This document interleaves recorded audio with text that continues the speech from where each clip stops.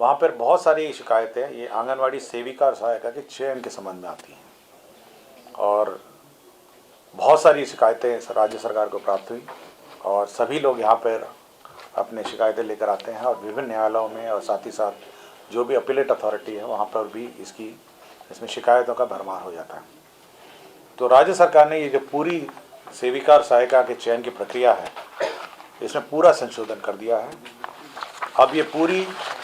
अब ये जो भी रिक्ति होगी उसकी सूचना अब एडवर्टाइजमेंट विज्ञापन के माध्यम से प्रचारित किया जाएगा, ऑनलाइन आवेदन पत्र प्राप्त किए जाएंगे और जो मेरिट लिस्ट होगी वह उप विकास आयुक्त जिलाधिकारी द्वारा नामित अनुसूचित जाति जनजाति नामित पदाधिकारी की एक कमेटी है जिसमें जिला प्रोग्राम पदाधिकारी जो होंगे वो सदस्य सचिव होंगे। तो यह कमेटी पूरी सूची की समीक्षा करेगी और साथ ही साथ इसका एक मेरिट लिस्ट बनाएगी जिसके आधार पर जो पुरानी आम सभा है वह निर्णय लेगी। सूची के मेरिट लिस्ट में किसी को आपत्ति हो, किसी को कोई अपील होगा, जो उप विकास आयुक्त की कमेटी है वह सूची प्रकाशित होगी, उस पर वो अपील भी कर सकते हैं और जब फाइनल सूची हो जाएगी वह इस कमेटी को उपलब्ध कराएगी जिसके आधार पर नियुक्ति होगी। तो अब यह है कि अब इस सूची है, प्रतीक्षा सूची है या मेरिट लिस्ट है या आवेदन पत्र में आप कोई छेड़छाड़ अब नहीं कर पाएगा क्योंकि ऑनलाइन है और साथ ही इसकी पूरी स्क्रूटिनी के आधार पर इसकी सूची बनाई जाएगी। तो बार बार जो शिकायत मिलती है सूची बनाने में, मेरिट लिस्ट बनाने में और चयन की प्रक्रिया है यह इसमें अब परिवर्तित हो गया। साथ ही साथ इसमें जो शैक्षणिक योग्यता है उसमें भी परिवर्तन कर दिया है। शैक्षणिक योग्यता में अब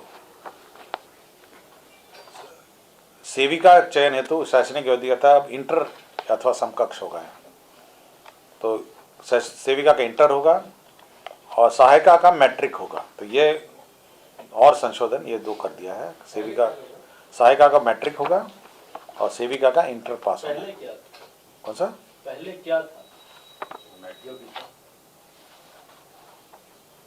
शैक्षणिक योग्यता इसमें पहले क्या था? पहले था ये सेविका था, पहले मैट्रिक था और सहायिका का अष्टम था, 8th पास था। तो 8th पास से बढ़ा के मैट्रिक हो गया है और सेविका का जो है वो मैट्रिक से बढ़ के अब इंटर हो गया है। तो दोनों में बहुत परिवर्तन हो गया है। मैं वो बता रहा हूँ आपको। दूसरा ये है कि अब ये अनिवार्यता हो गई है कि जो आंगनवाड़ी सेविका और सहायिका है अब उसकी उस वार्ड का निवासी होना अनिवार्य है। मतलब ऐसा नहीं है कि आप छपरा के किसी गांव में आंगनवाड़ी सेविका का चयन कर रहे हैं और कोई